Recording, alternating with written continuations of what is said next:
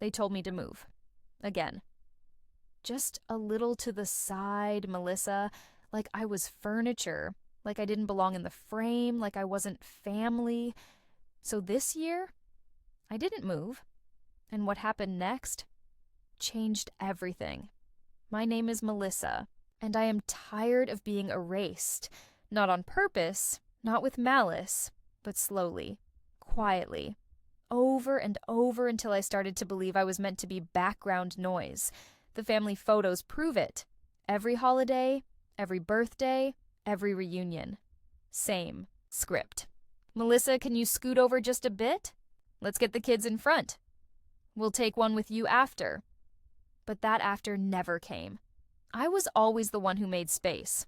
Always the one who stepped back. Always the one whose face got cut off or blocked by someone's shoulder. Or lost behind a bouquet or a balloon or a baby someone else was holding. I am 24 years old. I have brown eyes that used to sparkle in photos. I have curly hair that catches the light. I have a smile that used to be called contagious. But in every single group photo from the last 10 years, you can barely see me. If you see me at all, I am the sliver of an arm, the edge of a dress, the top of a head peeking over Uncle Rick's shoulder. I am the ghost in my own family album. Last Christmas broke me. We were all dressed in matching red pajamas. The tree was sparkling. The fire was crackling. Everyone was laughing. I stood where I always stood, far left near the tree, because that's where they always put me. Mom waved me forward. Come. Sweetie, get in here? So I did. I stepped right into the center, right where the light was best, right as Uncle Joe raised his camera and yelled, "Smile, everyone!" That's when Dad's hand landed gently on my back. Melissa, honey, let's let the little ones be front and center, okay? You don't mind, right? I nodded. Of course I nodded. I always nod. I stepped back. Again, smiled. Again. Only this time, only my forehead and one ear made it into the final photo. That night, I sat alone in my room scrolling through the family group chat. Dozens of photos. Everyone glowing. Everyone laughing. Everyone except me. In one photo, my cousin Jenna was front and center holding a plate of cookies, even though she's 26 and works as a lawyer. In another, Aunt Linda was posing like a movie star, even though she blocked 3 people behind her. And me? I was the shadow behind the couch, the blur near the curtain, the afterthought. I stared at my barely visible face on the screen and whispered, "Do I even exist to them?" I did not cry. I got quiet. The kind of quiet that builds storms. I made a decision that night. My New Year's resolution was not about fitness or money or travel. It was simple. This year, I will not move. Not for photos, not for convenience, not for peace, not for anyone. If they want me in the picture, they will have to make space. If they don't, then I won't be in it at all. No more half smiles. No more slivers of me. No more pretending I don't care. Easter came, big family brunch, same backyard, same photographer uncle, same circle of chairs arranged like thrones for the important people. I walked straight to the center chair, sat down, crossed my legs, smoothed my dress, looked at the camera, did not say a word. You should have seen their faces. Aunt Linda gasped like I'd slapped her. "Oh, honey, that's my spot." Uncle Rick laughed nervously. "Melissa, you know we put the kids up front." Cousin Jenna whispered loud enough for everyone to hear. "Why is she sitting there? She's gonna ruin the photo." I did not flinch. Did not apologize. Did not move. Mom stepped forward. Her voice was calm but firm. "Actually, let's try it this way. Melissa deserves to be seen." Dad opened his mouth, closed it, looked at me, really looked at me. For the first time in years, the photographer shrugged. "All right, say cheese." Click. For the first time in my entire life, I was front. I was center. I was whole. I was smiling. Not the polite smile I always wore, but the real one. The one that reaches my eyes. The one that says, "I belong here." They posted the photo that night. Within an hour, the comments flooded in. "Who is that stunning girl in the middle?" "Melissa looks amazing." Finally, a photo where everyone is included. She's glowing! My cousins were confused. Aunt Linda was fuming. But something else happened too. My little cousin Mia, 8 years old, ran up to me the next day at brunch.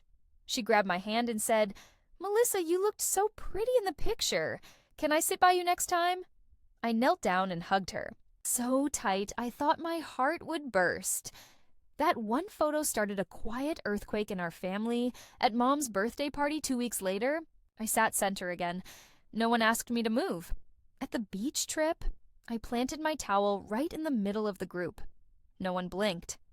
At the 4th of July barbecue, I set my plate at the head of the table, where Dad always sat. He paused, looked at me, then sat down right beside me and said, "You earned this spot." I did not have to beg, I did not have to shout. I just stopped disappearing, and they finally saw me. But what happened next? That's where everything flipped upside down, because the biggest twist was still hiding in Grandma's closet, and it was about to change how I saw my whole life. After 4th of July, things kept shifting, slowly, quietly, but surely.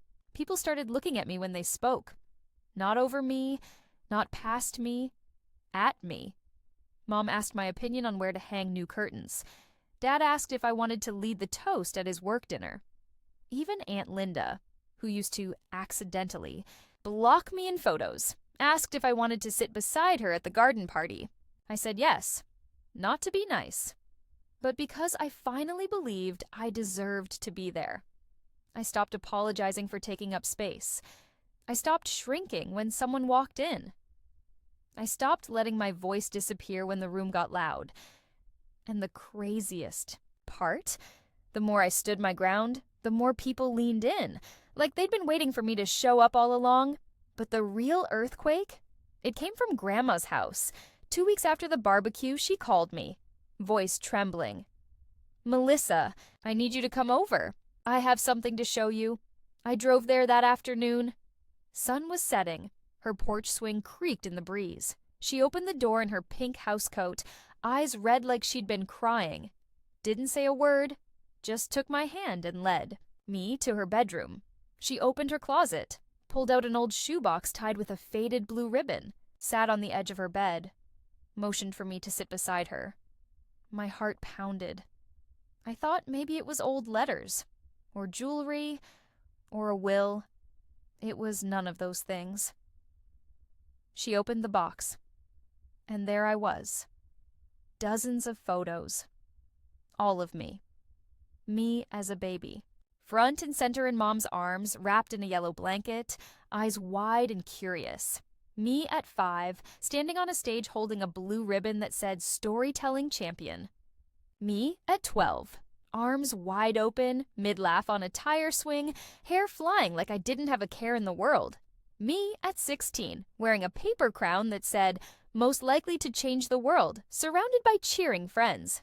Me at 20, alone, in my cap and gown, standing tall on graduation day, smiling like I knew I was going to be okay.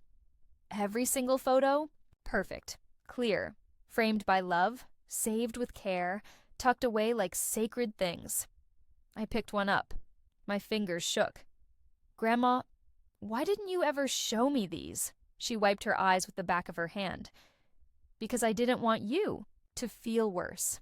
Every time they pushed you out of a photo, every time they made you move, I saw your face fall, and I couldn't fix it. I couldn't make them see you, so I saved you. Right here. Where no one could crop you out. Where no one could tell you to scoot over. Where you were always enough." I stared at the photos, at my own face, at my own joy, at my own light, captured and protected by the one person who never looked away. "I didn't want you to grow up thinking you were invisible," she whispered, "even when the world acted like you were." I hugged her, hard, and I cried. Not the quiet tears I was used to hiding, big messy sobs that shook my whole body, because for the first time, I realized I was never unloved. I was just unseen by the wrong people. Grandma saw me. She always had. That night I took the shoebox home. I spread the photos out on my bed. I stared at each one. I remembered the moments, the laughter, the pride, the hope. I realized I didn't lose myself. I was just buried under years of being told to make myself smaller. Not anymore. Last weekend was the big family reunion. 3 generations, cousins I haven't seen since I was a kid. New babies, old stories, and of course, the group photo. This time, I didn't rush to the center. I didn't demand a spot. I just stood where I felt right. Near the front, not hiding, not pushing, just being. No one asked me to move. Not Aunt Linda, not Uncle Rick, not even Dad. When the photographer yelled, "Smile!" I did. Not the polite one, not the forced one, the real one. The one that says, I am here, I belong, I am not going anywhere. After the photo, Aunt Linda walked up to me, looked me in the eye, took both my hands in hers. "You know," she said, voice soft, "you've always been the glue in this family, the quiet one who remembers birthdays, the one who calls when someone's sick, the one who shows up, even when no one makes space for you. I'm sorry we made you feel like you weren't part of the picture." I didn't say anything. I just hugged her. And for the first time in my life, she hugged me back like she meant it. Now, I don't just wait to be included. I include others. At every gathering now, I find the quiet cousin in the corner. I pull the shy uncle into the circle. I kneel down to the little ones and say, "Come stand with me."